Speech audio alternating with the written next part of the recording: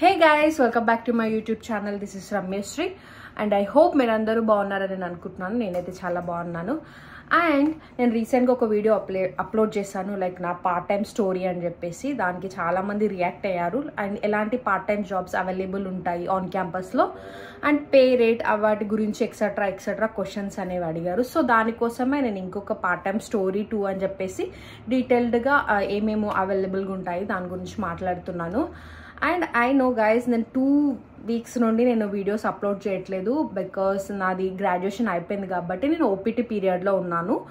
And ఓపీటీకి సిపిటీకి నాకు difference అనేది వచ్చే ముందు అంత క్లారిటీ లేదు. ఇక్కడికి వచ్చాక ఆ స్టేజ్ ఎంటర్ అయ్యాక నాకు క్లారిటీ వచ్చింది. ఒకవేళ మీకు ఈ వీడియో కూడా కావాలి అనుకుంటే ప్లీజ్ డూ కమెంట్, నేను దాని గురించి కూడా వీడియో చేస్తాను.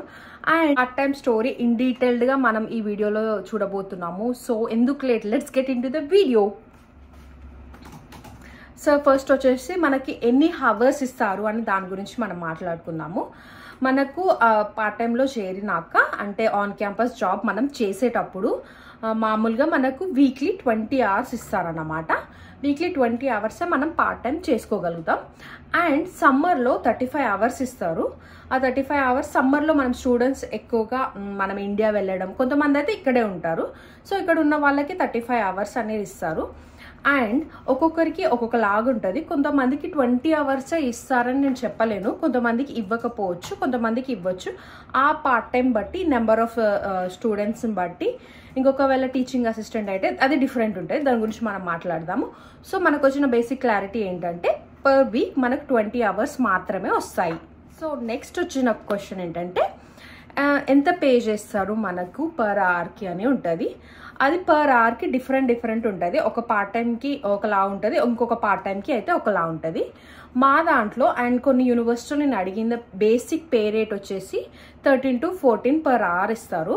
అట్లా 20 hours ఇస్తారన్నమాట. అందులో మనకు ట్యాక్స్ అనేది కూడా కట్ అవుతుంది. జస్ట్ ఒక $10 to $15 అట్లా కట్ అవుతుంది మనకు వచ్చే దాన్ని బట్టి. సో వీక్లీ అయితే మనకు $300 అయితే వస్తుంది మనము ఆన్ క్యాంపస్ పార్ట్ టైం చేస్తే. పే రేట్ వచ్చేసి 13 to 14 అని చెప్పుకోవచ్చు. సో నెక్స్ట్ క్వశ్చన్ వచ్చేసి what are the part time jobs available on campus. ఒక్కొక్క యూనివర్సిటీకి ఒక్కొక్క డిఫరెంట్ లాగా ఉంటుంది, కానీ అన్నిట్లో ఒక మెయిన్గా వచ్చేసిన ఉన్నవి పార్ట్ టైం జాబ్స్, అది నేను ఇందులో చెప్తాను.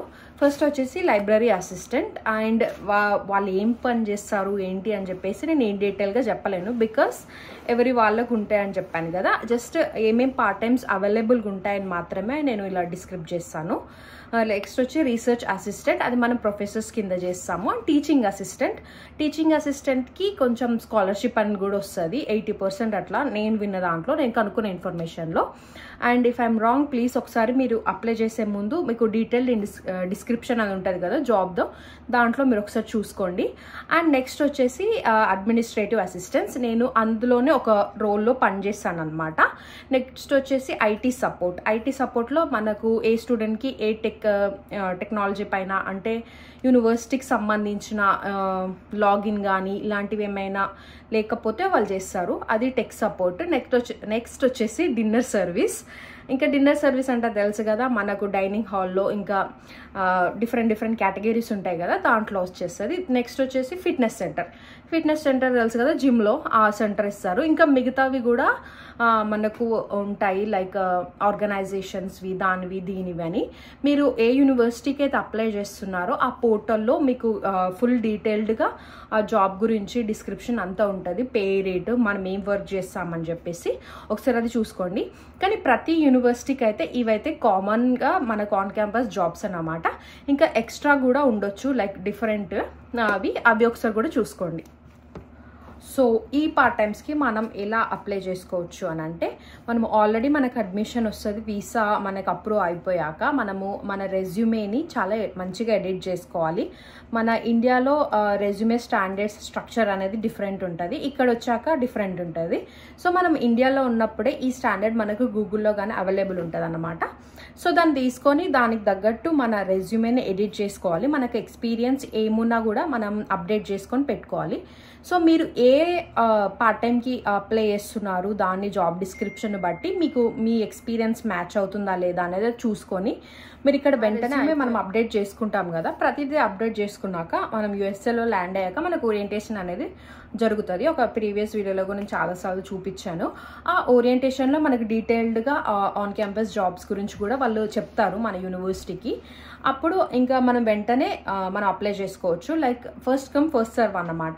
ఒకవేళ మీకు ఫస్ట్ సెమిస్టర్లో రాకపోయినా కూడా మీకు కీప్ ట్రైయింగ్, మీకు అవైలబుల్ ఉన్నప్పుడు పక్క వాళ్ళు పిలిచి ఇంటర్వ్యూ అనేది తీసుకొని మనకు ప్రాసెస్ అనేది చేస్తారు.